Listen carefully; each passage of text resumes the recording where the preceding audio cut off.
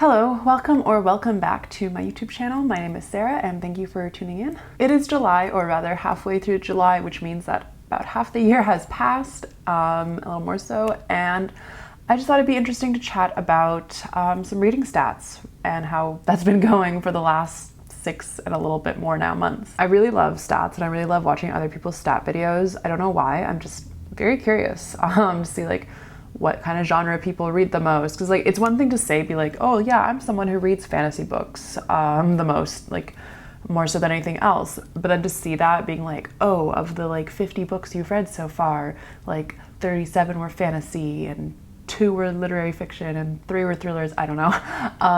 It's interesting to see, and yeah, something about stats. So I'm gonna make my own. I don't think I've made a video like this before, but I'm kind of curious. I go through mine every so often as well, and here I'll talk about them. So the website I use to track these things is called the Storygraph, and I've been using this website for, I don't know, at least 2, maybe 3 years now. It kind of came out as an alternative to Goodreads, and I still do use Goodreads because there's some things about that platform that I do still really like, and that I feel like a lot of people are still on it, but I really like the direction Storygraph is going, and it is not affiliated with Amazon, which is great. And it has these really cool stats that I don't think Goodreads does have. If you subscribe, which I haven't yet actually, although I think about it every so often when I do look at my stats, you can get some really, really in-depth things and certain recommendations. But even without a subscription, you can see quite a lot about your reading habits, and you can export your Goodreads data into it. So if you have had a Goodreads account for a long time, but you want to start tracking on here now, you can pretty easily do that. There's instructions on the website. This is not sponsored, of course. It is just a website that I do really enjoy using and where I'm getting a lot of these stats from. So I'm gonna be looking down my phone to see all these things. And the first thing is how many books I've read.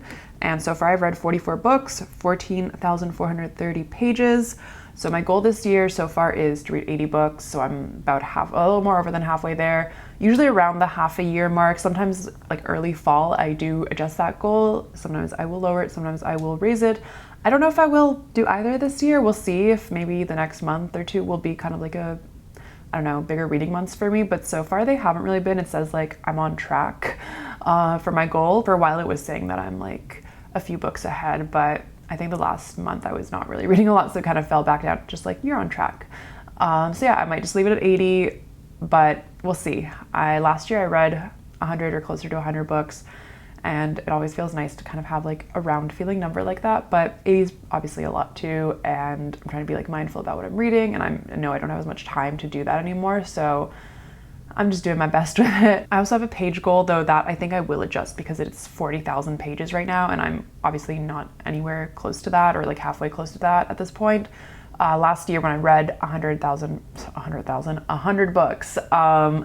I think I read a little over 40,000 pages, and so I don't know, I made it that again. I think I maybe assumed I would raise my book goal, but I think I will lower it to maybe 30 or 35,000 pages, because I don't read a lot of super long books, although I've read quite a few this year, but still not enough to make up for the fact that I'm just not reading as much. And this is kind of a new feature, the average finish time, 7 days. That's interesting. That I think that's very new on the website, and interesting to see, given that I definitely see myself as a pretty fast reader and someone who sometimes reads books or starts a new book every 2 or 3 days.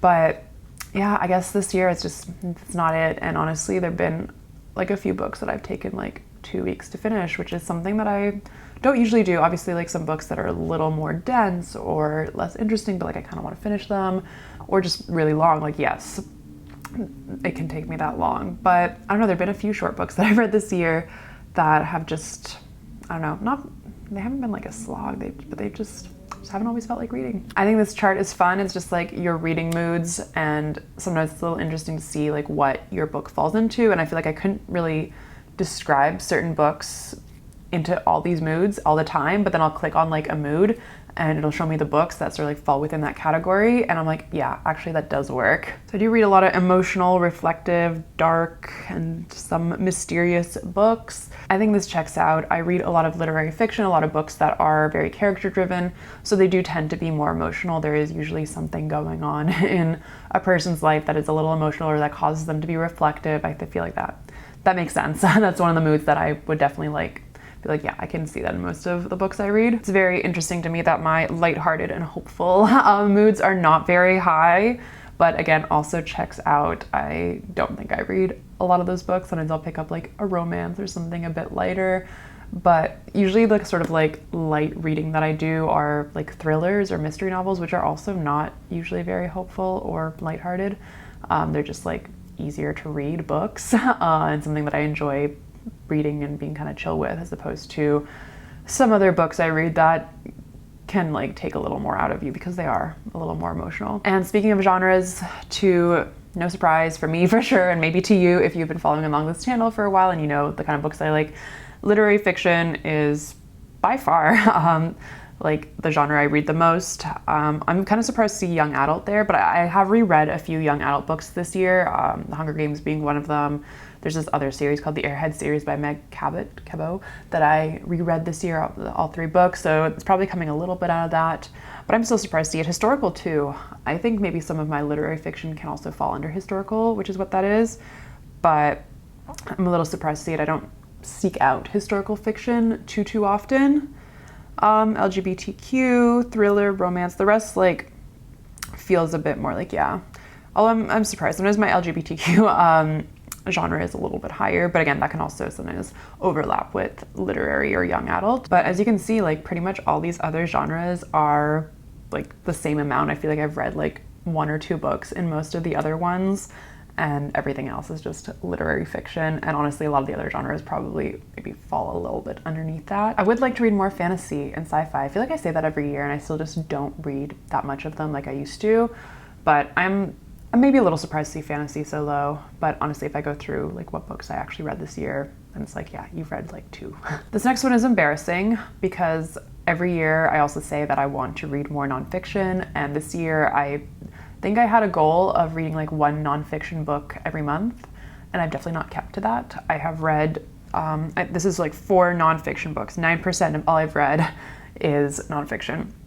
And 2 of them were memoirs, which obviously that is nonfiction, but I think when I think about nonfiction books that I want to read, I want them to be a little more informative, on the informative side in some regard, or like some theory or history, something related to that.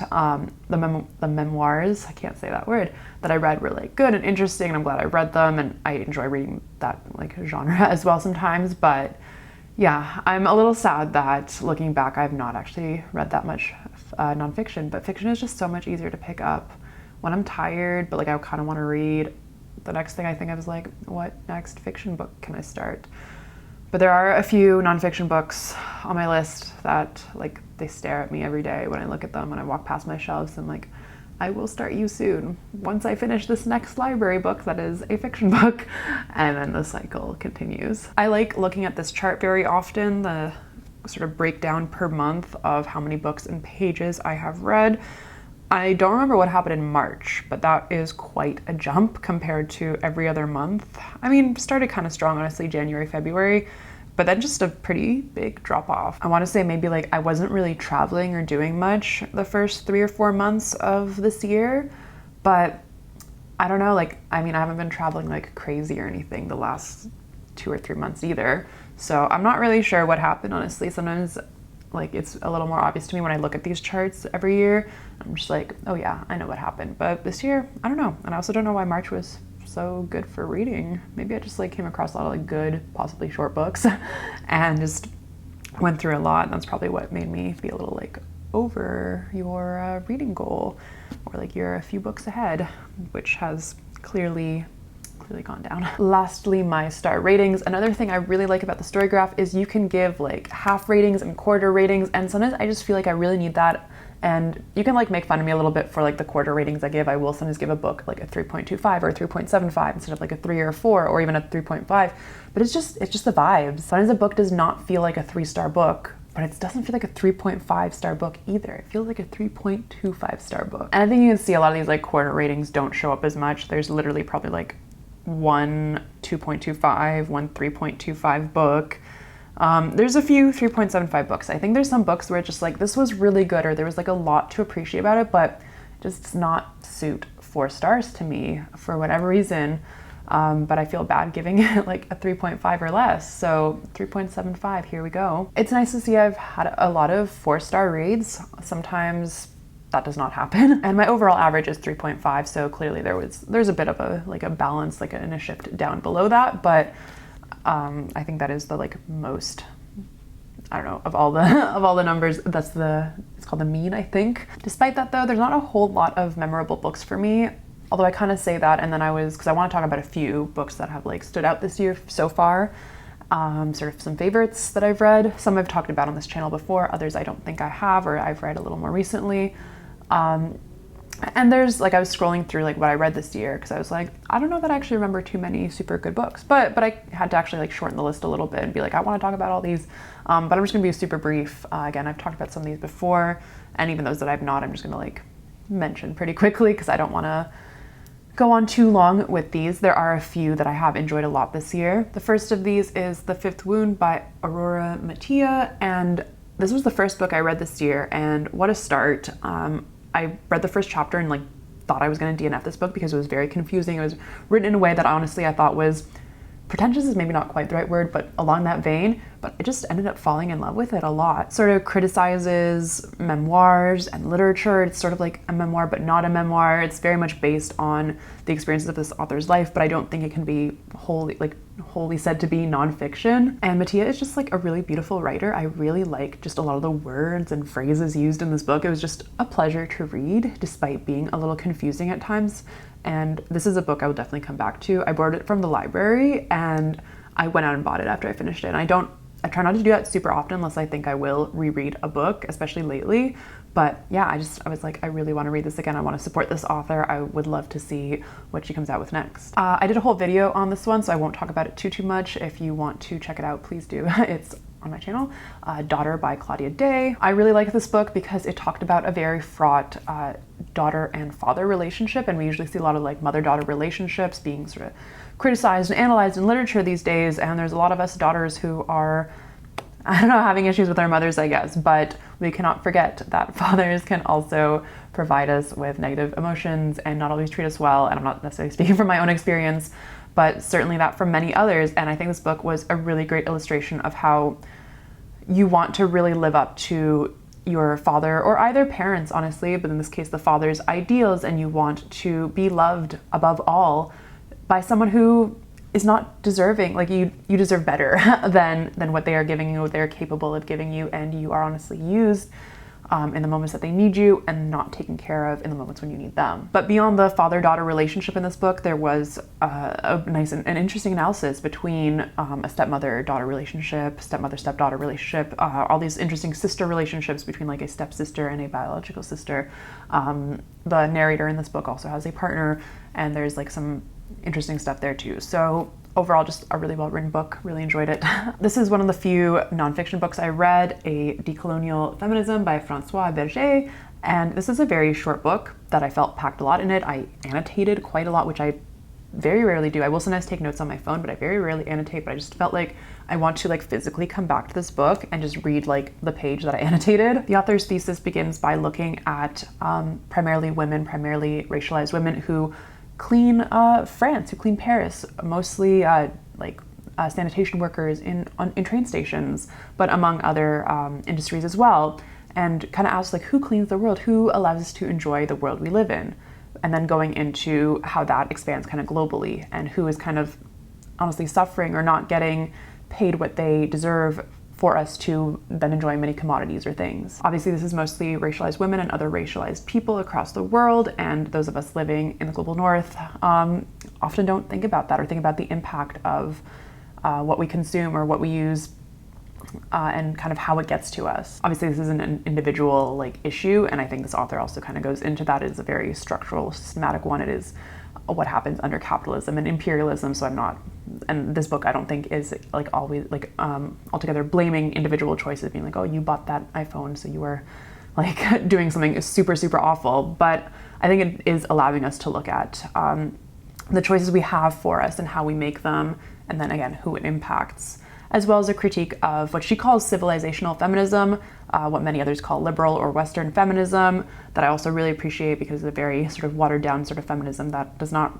really want to liberate anyone, but just sort of wants to work within sort of capitalist patriarchal structures that currently exist. So really recommend this one. It's not very long. This is one of the like short books that took me a while to read because it is very informative and there's a lot in it, but in itself it's not a super long book. So highly recommend this one if you are interested in feminism and anti-imperialist writing. Enter Ghost, I think I talked about this one. This was my choice to win the Women's Prize for fiction. I think Isabel Hamad wrote a really beautiful book here that uses theater and acting as a way to explore how Palestinians are oppressed in Palestine and in Israel. So highly recommend this one. It was shortlisted. I really wish that it had won. I did like the book that won as well, but this was my first pick for it. I think it was also very beautifully written, very much explored these sort of like smaller, personal, intimate relationships that people have with each other while also looking at the broader structure of oppression. Beautyland is another book I've talked about that I've raved about. I really, really enjoyed this book. This was an anticipated read for me for 2024. I think it's so far like the only or one of the only ones that I have read that I've like been planning to, but I really like this one about a young girl who is actually an alien that's kind of sent to Earth to grow up in like a human body, but then report back to her superiors about what Earth is like, and just all her observations are honestly beautiful and sad, and just they all feel like they hold so much meaning, and you sort of see her grow up through much of her life. And yeah, I just really liked it. I really liked her observations. It made me feel very nostalgic. It made me feel like a kid again. So I think the sort of observations she has that are ones that we have like as we grow up, because I don't know, youth and being a teenager and all this are just such confusing times in our lives. And that confusion does not fully end as an adult. Things get a little bit easier maybe, but in a lot of ways they also don't. So I think it's just a really, really beautiful book that sort of explores that, and also highly recommended. Another book that looks at like being a young adult, a young girl, is 3 Summers by Margarita Liberacki, and this follows 3 sisters over the course of 3 summers, primarily through the point of view of one of them. And also a lot of these observations were just like, wow, like girlhood is just a little bit universal. This book was written in the 40s, I believe, or early 50s, and just some of the things that these young girls did or thought or wanted are things that I related to growing up as a young girl. Yeah, I really enjoyed it. Definitely a little bit dated for sure, but overall a really good book. And it was one of the books I bought on my trip to Greece last year. Really glad to be working my way through those, because I think I bought like 5 books and this is the second one of them that I've read. I really loved it. Loved that I read it kind of like around summertime, because it feels like obviously very perfect for that. Anyway, these are some of my favorite books of 2024 so far, the first 6 and a bit months. I hope to have at least this many other books to kind of talk about or recommend by the end of the year, but we will see. If you are a YouTuber and you have come out with a stats video, please feel free to just like drop it in the comments below, because I would love to watch it. If you have read any cool books this year so far, I would also love to hear about them. If you have any recommendations, please give them to me and they will go on my ever-growing list of books to read. And yeah, thank you so much for watching this video. I hope you enjoy stats as much as I do, and I don't know, not just your own stats, but watching another random person talk about theirs, their reading stats. Please like and subscribe if you haven't already. Feel free to share this video with someone else you know who loves to read. I'd really appreciate that. Thank you again so much for watching, and I will catch you in the next one.